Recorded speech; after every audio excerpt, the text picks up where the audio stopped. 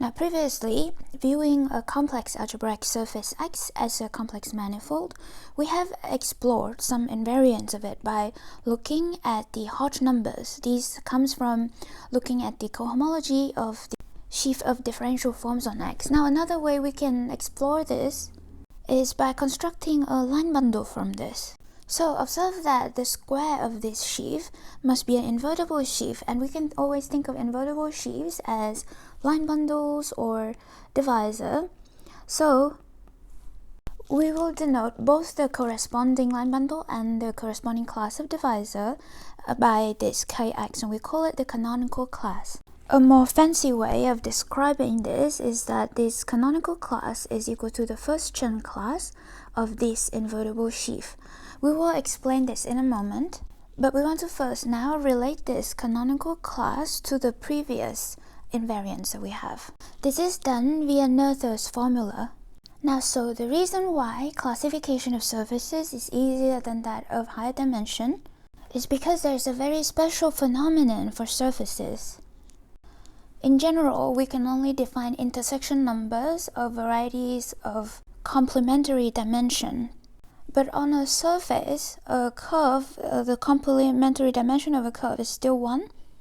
So we can define intersection numbers of curves, and then divisors are just formal sums of curves, so we can define intersection numbers of divisors. The intersection number of K with itself is an important invariant. And by the Riemann-Roch theorem, we get that the self-intersection number plus the Euler characteristic of X divided by tau is just 1 plus the arithmetic genus of X. This is just this alternating sum, which is, by definition, the Euler characteristic of this sheaf. Observe that this generalizes the usual Euler characteristics because these are just dimension of the cohomology groups of the sheaf OX. Alright, so that's the canonical class. Now another invariant we can get from this line bundle, actually from this canonical class, is the N genus. This is going to be a generalization of the geometric genus in the following way.